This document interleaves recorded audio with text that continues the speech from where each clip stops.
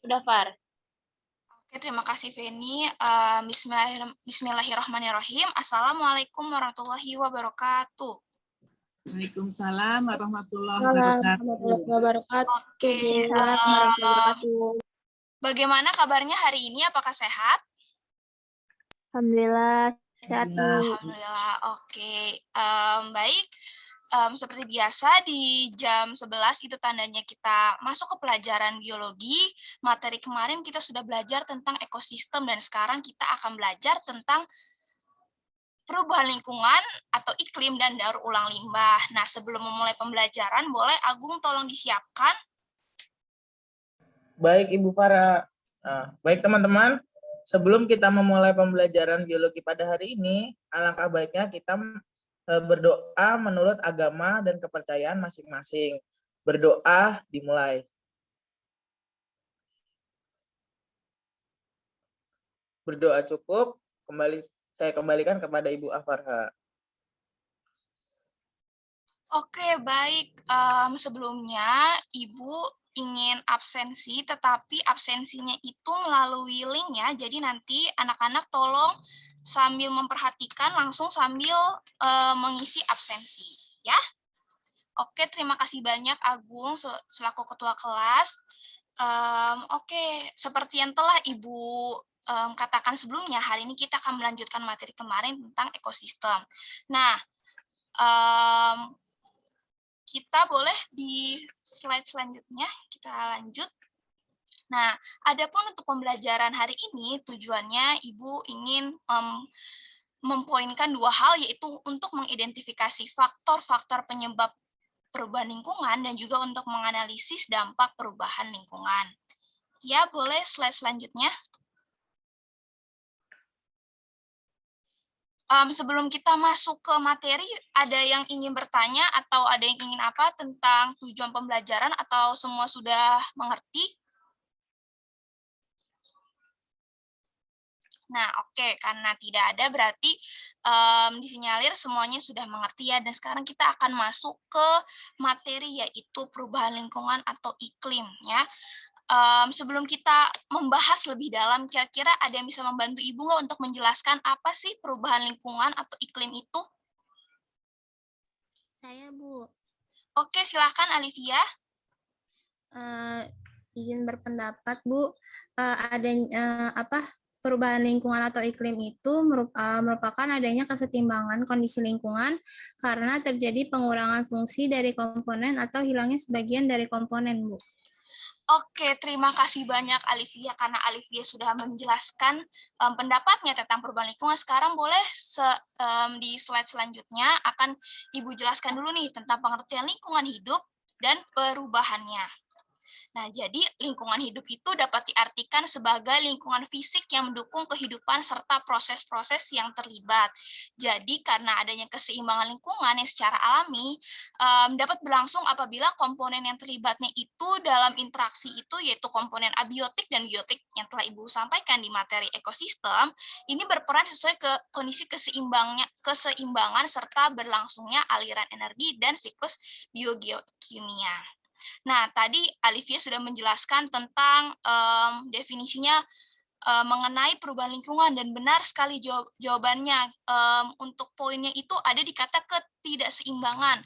Karena tadi Ibu sudah menjelaskan lingkungan hidup mengenai keseimbangan, berarti perubahan lingkungan hidup itu dapat terjadi apabila keseimbangan lingkungan itu terganggu jika ada perubahan. Jadi perubahannya itu dapat berupa pengurangan fungsi dari komponen atau hilangnya sebagian komponen tersebut yang dapat menyebabkan putusnya rantai makanan dalam ekosistem di lingkungan. Ya, oke. Jadi boleh slide selanjutnya. Slide selanjutnya. Nah, jadi untuk mencapai keseimbangan lingkungan ada konsep di mana ada namanya daya lenting dan daya dukung. Kira-kira ada yang ingin menjelaskan tentang daya lenting? Apa sih daya lenting Saya, itu? Bu. Oke, silakan Agung. Nah, kalau menurut saya, Bu, daya lenting itu merupakan suatu daya yang untuk pulih kembali ke dalam keadaan yang seimbang. Oke, terima kasih. Karena tadi daya lenting sudah dijelaskan oleh Agung, ada yang ingin menjawab tentang daya dukung? Saya Bu, Oke, silakan Ardian. daya dukung adalah kemampuan lingkungan untuk dapat memenuhi kebutuhan sejumlah makhluk hidup agar dapat tumbuh dan berkembang secara wajar di dalamnya. Nah, benar sekali. Boleh slide selanjutnya ditampilkan? Nah, tadi Ibu sudah menjelaskan bahwa untuk mencapai keseimbangan lingkungan ada konsepnya itu memiliki daya lenting dan daya dukung. Nah, untuk di daya lenting ini seperti yang telah dijelaskan oleh Agung merupakan daya untuk pulih kembali ke keadaan seimbang. Sedangkan Ardia menjelaskan bahwa daya dukung itu merupakan kemampuan lingkungan untuk dapat memenuhi kebutuhan sejumlah makhluk hidup agar dapat tumbuh dan berkembang secara wajar di dalamnya. Nah, jadi untuk keseimbangan lingkungan ini ditentukan oleh seimbangnya energi yang masuk dan juga energi yang keluar. Dan keseimbangannya itu antara bahan makanan yang terbentuk dan bahan makanan yang digunakan. Lalu ada keseimbangan antara faktor abiotik dan faktor biotik. Adapun apabila ada kesetimpangan, ada gangguan dari salah satu faktor ini, nantinya akan mengganggu keseimbangan lingkungan. Ya, boleh slide selanjutnya. Nah, adapun ketidakseimbangannya itu akan menyebabkan perubahan lingkungan, di mana perubahan lingkungan itu terdapat dua faktor. Ada faktor alam dan juga ada faktor manusia. Boleh slide selanjutnya? Nah, untuk faktor manusia ini, manusia itu memiliki berbagai jenis kebutuhan, baik kebutuhan pokok atau sekunder. Jadi dalam memenuhi kebutuhan ini, manusia itu memanfaatkan sumber daya alam yang tersedia. Jadi semakin banyaknya manusia, berarti semakin banyak tekanan untuk sumber daya alam digali untuk pemenuhan kebutuhan manusia tersebut. Nah, dalam proses pengambilannya dan pengolahannya itu, pemanfaatan sumber daya alam itu terdapat zat sisa yang tidak digunakan oleh manusia. Jadi sisa-sisanya tersebut itu nanti dibuang karena dianggap tidak ada manfaatnya lagi. Maka dari itu proses pembuangan yang tidak sesuai itu secara semestinya tidak diolah nanti akan menyebabkan adanya pencemaran, ada pencemaran air, udara maupun daratan sehingga nanti lingkungan ini menjadi rusak. Nah, sekarang Ibu meminta tolong kasih tahu dong beberapa contoh kerusakan alam oleh manusia. Kira-kira apa yang disebabkan oleh manusia? Ada yang bisa bantu jawab? Saya, Bu. Oke, silahkan Kalda. Iya, Bu. Jadi ada penebangan hutan, terus ada penambangan liar, ada pembangunan perumahan, ada juga penerapan intensifikasi pertanian, Bu. Oke, terima kasih banyak. Kalau ya benar, jadi kerusakan lingkungan yang diakibatkan ini, pencemaran terjadi di mana-mana, sehingga berdampak pada penurunannya kemampuan lingkungan untuk yang baik untuk makhluk hidup. Jadi itu benar sekali, itu contoh-contoh kegiatan manusia yang mampu merusak lingkungan. Oke, karena kita tadi sudah berbicara tentang lingkungan, tentang manusia, kerusakan alam oleh manusia, sekarang kita masuk ke alam. Boleh slide selanjutnya? Nah, jadi untuk di alam ini, sadar atau tidak sadar, lingkungan yang kita tempati itu sebenarnya itu selalu berubah. Jadi pada awal pembentukannya, bumi itu terasa sangat panas, jadi tidak ada satupun bentuk kehidupan yang berada di dalamnya. Namun seiring dengan berjalannya waktu, berangsur-angsur lingkungan bumi ini berubah menjadi lingkungan yang memungkinkan adanya bentuk kehidupan berada di dalamnya. Nah, untuk perubahan lingkungan ini terjadi karena adanya faktor-faktor alam. Kira-kira ada yang bisa menyebutkan nggak contoh faktor-faktor alamnya bisa menyebabkan perubahan lingkungan? Apa aja? Iya, Bu. Oke, silakan Deva. Ya, jadi faktor alam itu contohnya seperti gunung meletus, kemudian ada tsunami, tanah longsor, banjir, dan juga gempa bumi, Bu.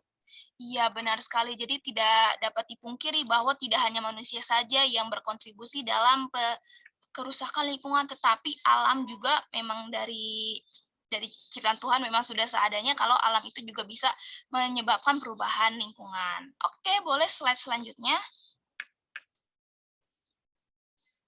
Nah, sebelum kita masuk lagi, Ibu mau tahu dong apa sih yang ada di benak kalian saat kalian mendengar kata pencemaran lingkungan? Tidak perlu berupa definisi, nggak apa-apa. Jadi apa sih yang ada di pikiran kalian aja, silakan dituangkan. Ada yang bisa mengenai Saya Bu mau izin silakan berpendapat. Dimas. Ya Bu, kalau dengar kata pencemaran yaitu adalah terkontaminasinya komponen fisik dan biologis dari sistem bumi dan atmosfer sehingga mengganggu keseimbangan ekosistem yang ada di lingkungan Bu. Iya, benar sekali. Berarti masih kata poinnya itu adanya ketidakseimbangan. Jadi baik manusia atau alam itu dia bisa berkontribusi dalam pencemaran lingkungan. Jadi pencemaran lingkungan ini kualitas lingkungannya itu dia turun sampai ke tingkat tertentu sehingga menyebabkan lingkungan ini berkurang atau tidak dapat berfungsi lagi sesuai dengan peruntukannya. Nah, untuk penurunan kualitas lingkungan ini terlihat dari melemahnya fungsi atau menjadi kurang atau tidak sesuai lagi dengan kegunaannya. Jadi pada akhirnya ada kemungkinan terjadi kematian pada organisme tertentu atau banyak sekali organisme yang nanti akan merusak rantai makanan. Jadi segala sesuatu yang dapat menimbulkan pencemaran ini bisa disebut dengan polutan. Nah, adapun syarat zat disebut polutan itu apabila keberadaannya dapat merugikan makhluk hidup karena jumlahnya melebihi batas normal. Boleh slide selanjutnya? Nah, di slide selanjutnya, iya boleh slide lagi. Nah, jadi yang setelah Ibu jelaskan polutan atau bahan pencemar, itu contohnya itu yang paling umum itu adalah limbah. Ya, jadi limbah ini adalah bahan buangan yang dihasilkan dari suatu proses produksi, baik industri maupun domestik atau rumah tangga. Jadi kehadiran itu pasti berdampak negatif. Jadi berdasarkan sifatnya, bahan pencemaran itu dibagi dua, ada biodegradable dan non-biodegradable. Nah, sekarang Ibu mau dong, ada nggak yang bisa menjelaskan apa sih biodegradable itu? Saya, Bu. Oke, silakan Haifa. Jadi biodegradable itu bahan pencemar yang dapat terdegradasi atau teruraikan. Nah, sedangkan kalau non yang biodegradable itu merupakan bahan pencemar yang tidak dapat terdegradasi, Bu. Nah, betul sekali. Terima kasih banyak, Haifa. Selanjutnya, boleh ada lagi yang bisa menjelaskan contoh-contoh masing-masing dari biodegradable dan non-biodegradable? Saya izin memberikan contohnya, Ibu. Silahkan, Ica. Untuk contoh dari biodegradable-nya, yaitu contohnya limbah rumah tangga, kotoran hewan, dan kotoran hewan. Sedangkan untuk non-biodegradable-nya itu contohnya plastik. Nah, terima kasih banyak untuk Haifa dan Ica. Boleh slide selanjutnya? Slide selanjutnya. Nah, benar sekali ya tentang penjelasan oleh Haifa dan Ica mengenai biodegradable dan non-biodegradable. Nah, jadi kalau seperti yang telah Haifa paparkan bahwa biodegradable itu dia artinya limbah yang dapat diuraikan atau didekomposisi, di mana secara alamiah dia itu dilakukan oleh dekomposer, yaitu bakteri dan jamur, maupun yang sengaja oleh manusia. Nah, jadi contohnya itu limbah rumah tangga, kotoran hewan, daun, dan ranting. Oke, boleh slide selanjutnya? Kalda? Nah, iya, oke. Selanjutnya non-biodegradable, sama seperti Haifa dan Ica jelaskan, kalau tadi itu bisa diuraikan, berarti kalau non, itu kuncinya berarti tandanya tidak dapat diuraikan secara alamiah. Jadi keberadaan limbah di jenis ini di alam itu sangat membahayakan, seperti timbal, merkuri, dan plastik. Jadi untuk menanggulangi menumpuknya sampah non-degradable ini, maka diperlukan upaya untuk menanggulangi dengan cara proses daur ulang menjadi produk tertentu sehingga bermanfaat. Ya, oke, boleh slide selanjutnya. Nah, sekarang pencemaran berdasarkan tempat terjadinya itu dibagi 3, ada air, udara, dan tanah. Ya, oke, boleh slide selanjutnya. Nah, jadi pencemaran air ini merupakan suatu perubahan keadaan di suatu tempat penampungan air. Nah, seperti danau, sungai, lautan, dan air tanah akibat masuknya organisme atau zat tertentu yang menyebabkan penurunan kualitas air. Nah, sekarang Ibu ingin bertanya, kenapa sih kok penting si air sampai-sampai pencemaran air itu sangat berdampak bagi kehidupan? Ada yang bisa menjawab? Izin menjawab, Bu. Iya, silakan. Inaya. Jadi air itu merupakan bagian penting dalam siklus kehidupan manusia, Bu. Contohnya itu seperti danau, sungai, lautan, dan juga air tanah. Nah, selain itu air juga merupakan salah satu bagian dari siklus hidrologi, Bu, dan juga mengalirkan sedimen serta polutan. Nah, kemudian air juga memiliki banyak fungsi yang sangat membantu bagi kehidupan manusia. Seperti itu, Bu.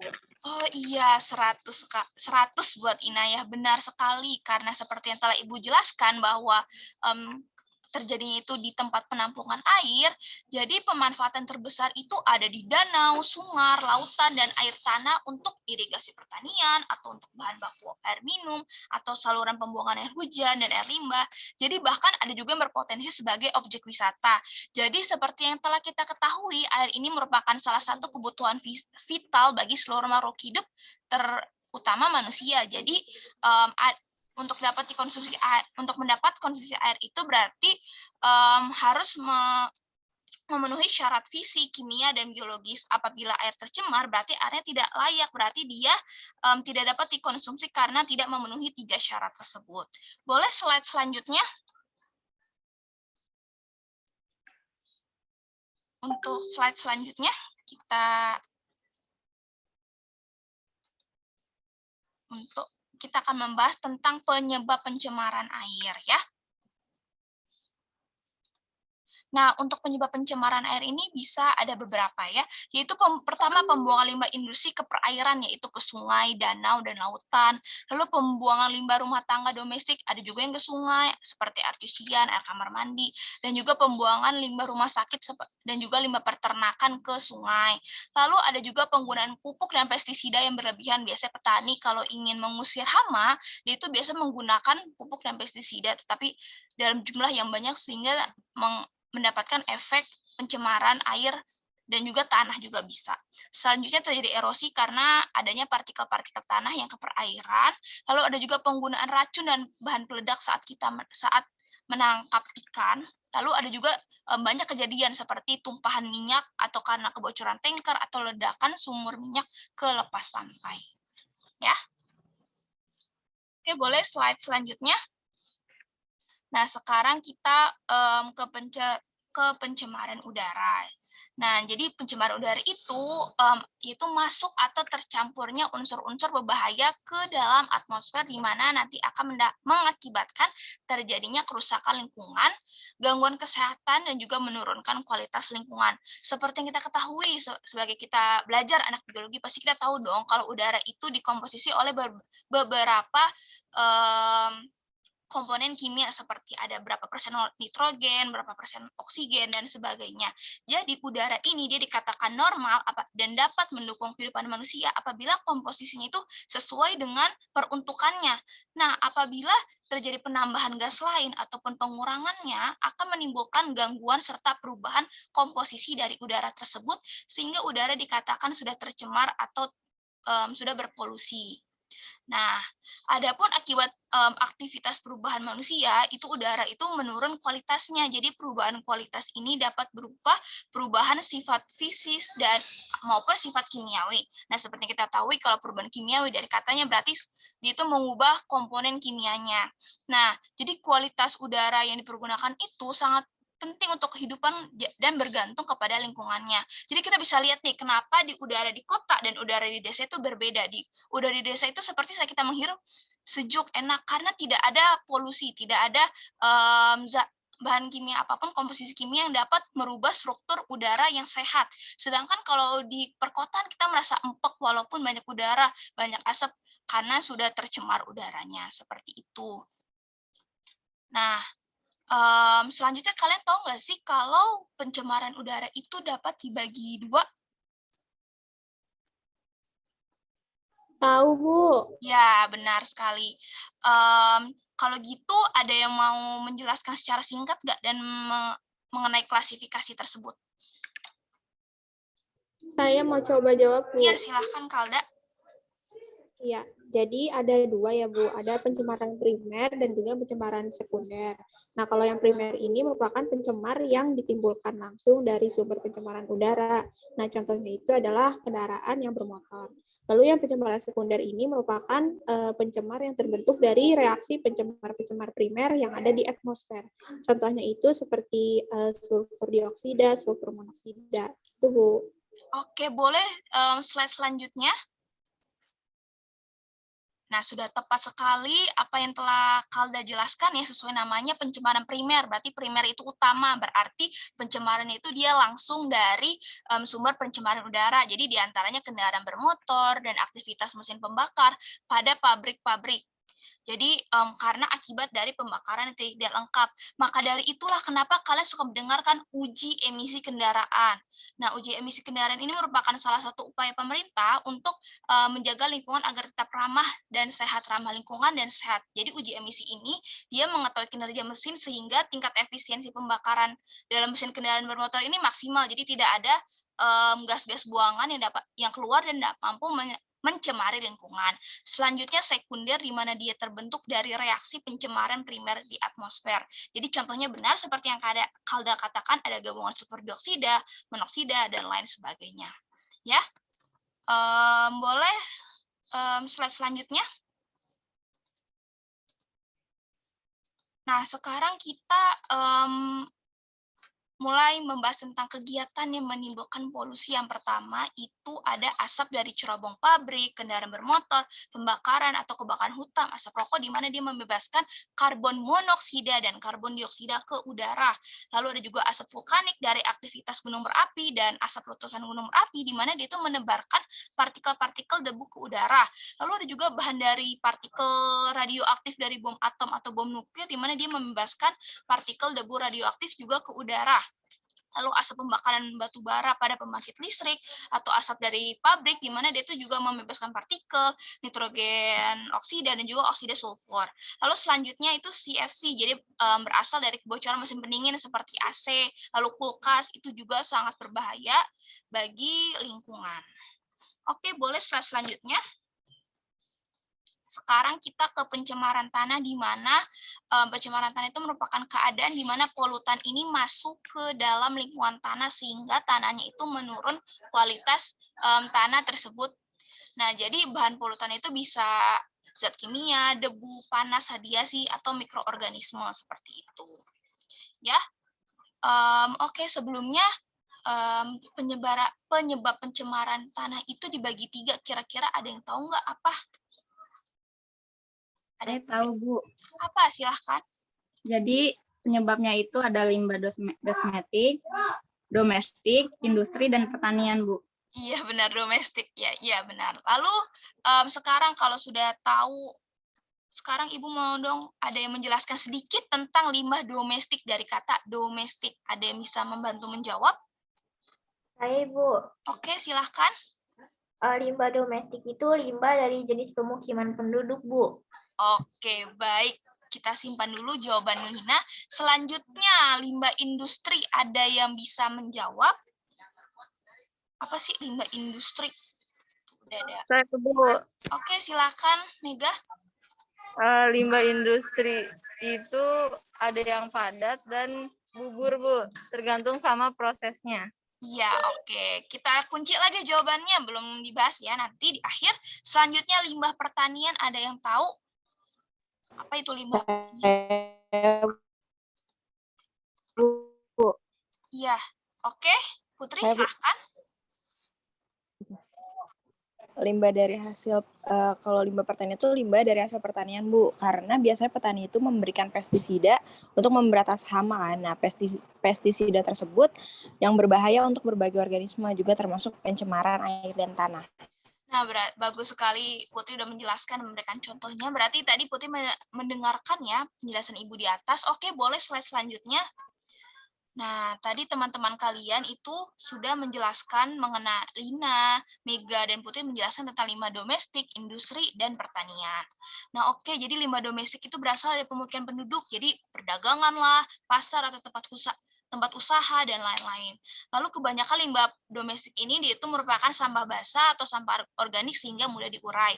Lalu ada limbah industri di mana limbah padat hasil buangan industri berupa padatan atau bubur yang berasal dari proses pengolahan seperti kata Mega. Jadi ada proses-prosesnya di beda ya. Ada yang padat, ada yang bubur. Lalu ada juga contohnya itu sisa pengolahan dari pabrik gula, kertas, dan lain sebagainya. Lalu yang terakhir itu limbah pertanian, yaitu berasal dari para petani nih, biasanya penggunaan pestisida atau DDT yang berlebihan. Oke, boleh slide selanjutnya.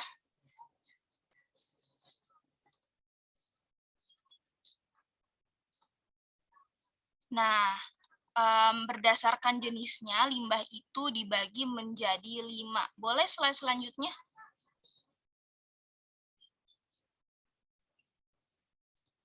Nah, jadi limbah cair sesuai namanya berarti segala limbah yang ada dalam bentuk cair. Jadi, sebelum Ibu menjelaskan bahayanya, ada yang bisa menyebutkan contoh dari limbah cair.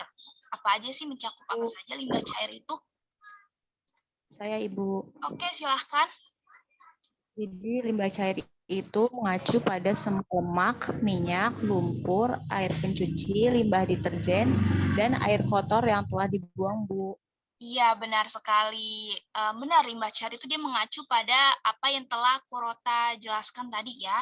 Jadi mereka ini berbahaya dan beracun bagi lingkungan kita dan ditemukan di industri maupun di rumah tangga. Oke, selanjutnya itu ada limbah padat.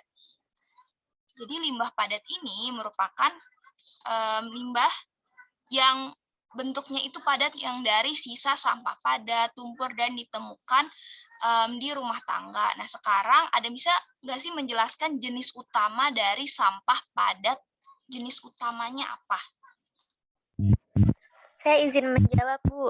Oke, silahkan Rodia. Jadi jenisnya ada kaca dan keramik, Bu. Terus ada sampah plastik, sampah kertas, logam, dan juga kaleng, Bu.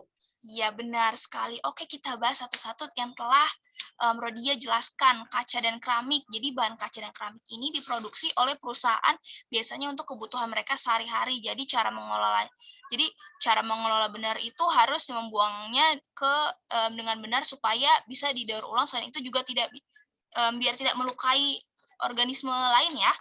Lalu ada juga sampah plastik di mana dia itu seperti botol, muada atau tas yang ditemukan di perusahaan dan rumah. Jadi dia itu tidak dapat terurai secara hayati dan sebagian besar bahkan tidak dapat didaur ulang. Jadi nggak boleh dicampurin nih sampah plastik dengan sampah biasa. Dan harus kita kurangi penggunaannya seperti di supermarket sekarang udah tidak ada plastik-plastik, tetapi ditanya udah ada tas belanjanya, tidak. Kalau tidak ada, kita disuruh beli dari tasnya seperti itu. Jadi itu merupakan salah satu upaya untuk mengurangi sampah plastik. Selanjutnya sampah kertas di mana limbah dari surat kabar, koran, atau bahan kemasan, kardus, dan produk kertas lainnya. Kalau kertas ini dapat didaur ulang, jadi penting untuk memisahkan sampah dari kotoran lainnya sehingga tidak merusak sampah kertas tersebut. Lalu yang terakhir ada logam dan kaleng di mana mudah ditemukan di sekitar kita ya, karena kaleng dan logam itu biasa kita pakai di rumah bahkan untuk wadah makanan dan bahan rumah tangga, bahkan kayak sarden itu aja banyak ya yang menggunakan logam dan kaleng seperti itu. Jadi kita harus memisahkannya juga agar membawanya ke tempat daur ulang ya. Oke, selanjutnya ada limbah organik. Sesuai namanya berarti sampah organik itu mengacu pada limbah daging kah, atau kebun, atau makanan busuk. Jadi jenis sampah ini banyak ditemukan di rumah-rumah.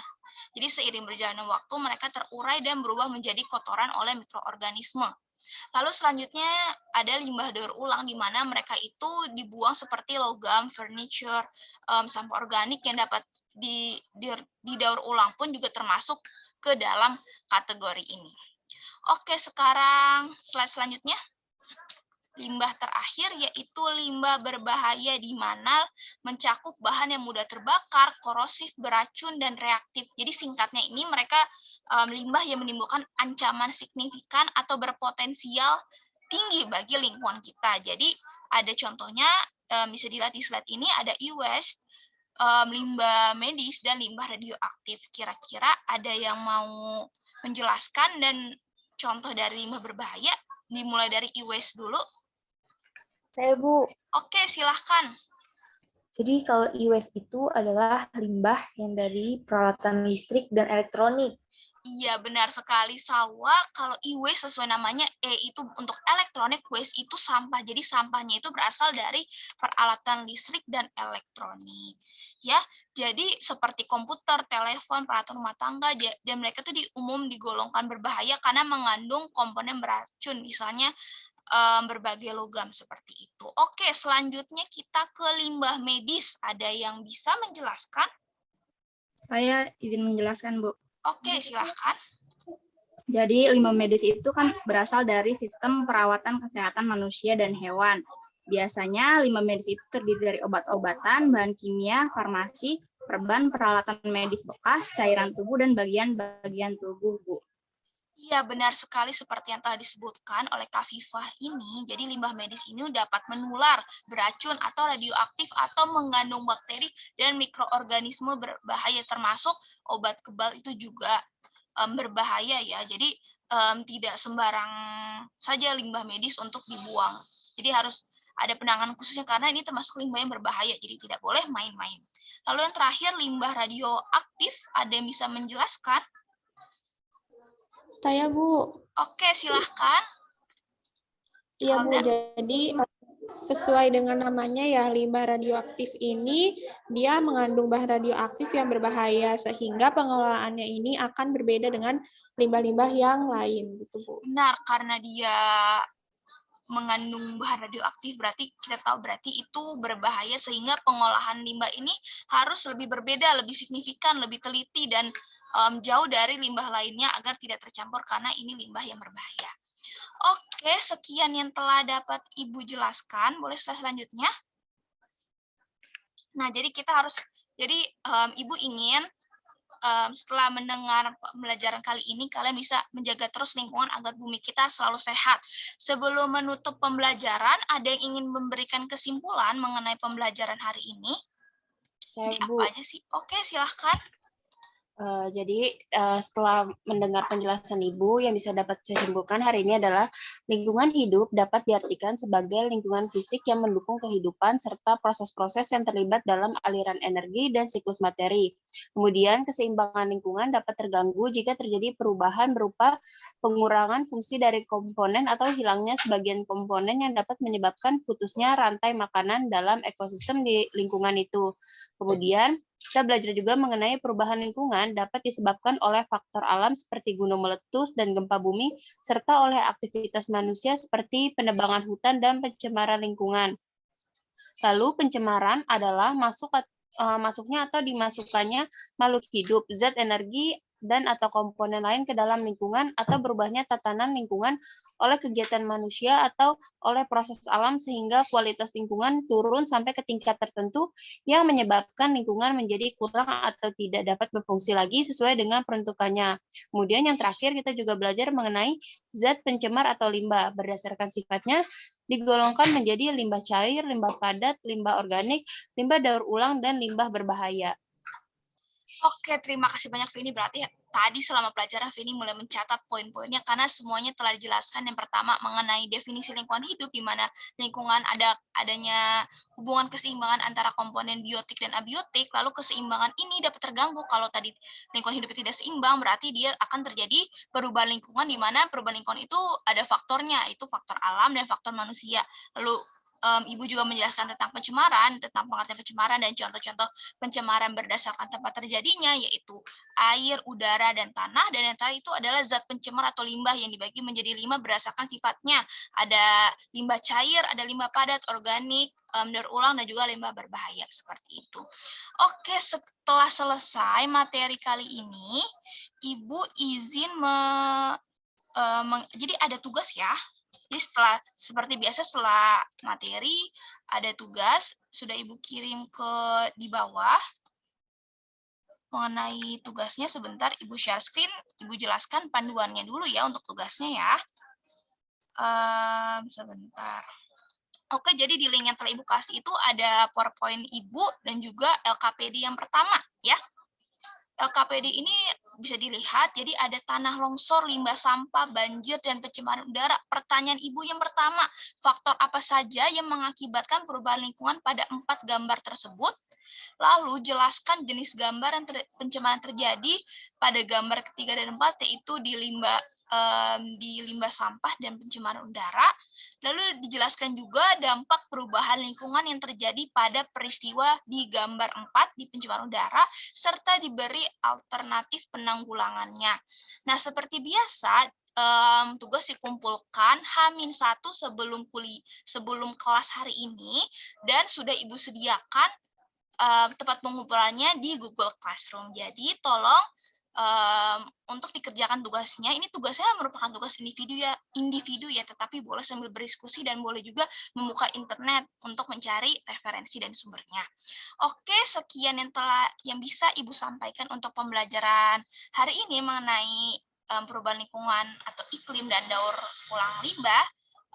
Sekian, wassalamualaikum warahmatullahi wabarakatuh. Assalamualaikum warahmatullahi wabarakatuh. Ini sudah selesai ya, Kak Farha. Ya, terima kasih ya kepada Kak Farha. Silakan yang observer memberikan komentar. Apakah ada kesimpulannya dari catatan awal, inti, penutup? Coba jelaskan. Iya Ibu, saya izin menyampaikan ya Bu. Untuk kemampuan membuka dan menutupnya, alhamdulillah itu sudah bagus Bu dan sudah memenuhi kriteria. Jadi tadi pada saat membuka dan menutup itu sudah dimulai dan diakhiri dengan salam dan pembukaan dan penutupan. Kemudian juga sebelumnya tadi Farha juga sudah menanyakan kabar dari murid-muridnya. Kemudian menginstruksikan ketua kelas untuk berdoa. Kemudian tidak lupa juga Farha mengabsensi murid-muridnya dan menjelaskan tujuan dari pembelajaran hari ini. Nah, kemudian penutupannya itu ditutup dengan kesimpulan dari murid dan juga oleh gurunya, Bu. Kemudian untuk kemampuan menjelaskannya, alhamdulillah juga sudah bagus, sudah memenuhi semua kriteria. Tadi itu Farha menjelaskan materi presentasinya dengan bahasa yang mudah dimengerti gitu ya Bu oleh siswanya, kemudian juga menjelaskannya secara terstruktur gitu ya, dari yang umum ke yang khusus, dan juga penjelasan yang diberikan juga masih bisa diikuti, tidak terlalu buru-buru. Kemudian Farha juga menjelaskan materinya dengan menggunakan contoh yang dapat dimengerti oleh siswanya Bu. Mungkin seperti itu Bu. Terima kasih sudah Bu. baik ya. Farha sudah baik ya kesimpulannya ya menurut Ongga. Yang berikutnya dari kemampuan bertanya dasar dan lanjut ya, keterampilan bertanya dasar dan lanjut. Silakan. Baik Ibu, saya izin untuk memberikan penilaian terkait kemampuan bertanya dasar dan juga kemampuan bertanya lanjut dari Farha. Menurut saya secara keseluruhan sudah sangat baik ya Ibu, di mana pertanyaan-pertanyaan yang disampaikan juga jelas dan berkaitan dengan materi yang tadi disampaikan Farha mengenai perubahan lingkungan atau iklim dan daur ulang limbah.